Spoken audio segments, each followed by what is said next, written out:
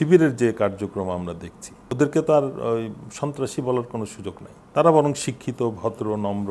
আজকে চাঁদা নিচ্ছে কারা? আগে ছাত্রলীগ নিত, যুবলীগ নিত, এখন সরকারের অঙ্গ সংগঠন নিচ্ছে। কই তাদের রক্ষাটা পার্টি কোথায় গেল? এরা কি সব ছাত্রলীগ বিএনপিতে জয়েন করছে? যে হাসিনাকে বাদ দিয়ে কোনো আওয়ামী লীগ হবে না, সুতরাং হাসিনা যতদিন বেঁচে আছে বিএনপির হয় হাসিনাকে সহ আনতে হবে, নাহলে জামাতকে সহ্য করতে হবে। একটা বিষয় জানতে চাচ্ছিলাম, 23 জুন বাংলাদেশ আওয়ামী লীগের প্রতিষ্ঠা বার্ষিকী। তারা সেদিন একটা বড় কর্মসূচি ডেকেছে। আমরা অলরেডি বিভিন্ন তথ্যপত্র থেকে পেয়েছি, বিভিন্ন সোর্স থেকে। গণজামায়াতের একটা কর্মসূচি তারা দিচ্ছে, এবং তার পূর্ব কিছু লক্ষণ আমরা দেখলাম বিভিন্ন জেলায়, ইভেন ঢাকা সিটি, আজকে গতকালকে গাজীপুরে এবং ঢাকা সিটির বিভিন্ন জায়গায় ডে বাই ডে তাদের মিছিলগুলো বড় হচ্ছে, লোকজনের উপস্থিতি বাড়ছে। এবং জেলা পর্যায়ে আপনি যারা নোয়াখালীতে পুলিশের সাথে মানে তাদের ভয়ে পুলিশ সরে গিয়েছে এবং সেখানে অনেক মানুষের উপস্থিতিতে মিছিল হয়েছে। তার মানে কি আওয়ামী লীগ খুব সহসায় ফিরে আসছে, এরকম কিছু কি এটা বিন করতেছে কিনা? ফিরে আসছে কিনা বলার থেকে বরং প্রশ্ন করতে পারেন সরকার কি আওয়ামী লীগকে ফিরিয়ে আনছে। আমার মনে হয় এটাই সঠিক হবে।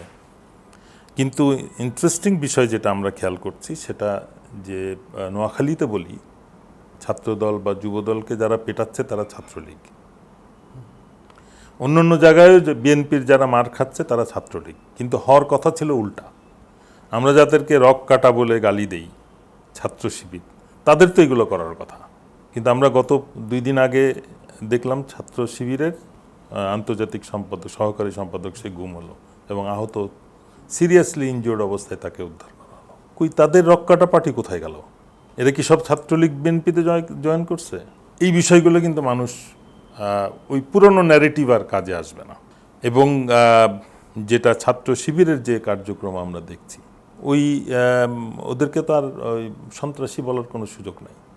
তারা বরং শিক্ষিত, ভদ্র, নম্র।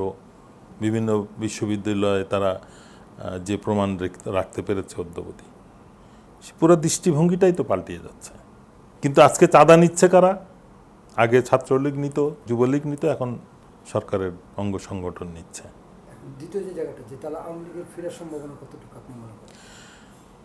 আমার যেটা মনে হয়, জামাত এবং সরকারি দল বিএনপির মধ্যখানে সরকার একটা দলকে চায় এবং তারা ব্যাপক চেষ্টা করেছে এনসিপিকে দিয়ে অন্যান্য রাজনৈতিক দলগুলোকে এক করে একটা বানাতে। বা এনসিপি আমার মনে হচ্ছে যেন ভিতর থেকে ধ্বংস হয়ে যাচ্ছে। মানে এটার ষড়যন্ত্রের মধ্যে এটা শুরু, ষড়যন্ত্রের মধ্যে অংশ হয়ে গেছে। এটার গঠনটাই হয়েছে ষড়যন্ত্রের মধ্যে। এবং যারা প্রকৃত লিডার ছিল, জুলাইয়ের যারা প্রকৃত ত্যাগী ছিল, তারা কিন্তু সামনে নাই। ওই কারণে যাদেরকে সামনে আনা হয়েছে তারা কিন্তু প্রকৃত যোদ্ধা না, জুলাই যোদ্ধা যাদেরকে বলা হয়। যার ফলে তারা ক্ষমতা পেয়েই সুযোগ সুবিধা নেওয়া শুরু করছে, নিজেদের বেচাকেনা করে ফেলছে। এবং জনগণ এটা বুঝতে পেরেই কিন্তু তাদের সাথে নাই। এবং ছোট ছোট যে আমরা ডজনকে ডজন রাজনৈতিক দল দেখি, সরকার বা তার এজেন্সি দিয়ে ব্যাপকভাবে চেষ্টা করছে এগুলোকে এক করে বিএনপি এবং জামাতের মধ্যখানে একটা দল দাঁড় করাতে, সেটা পারছে না।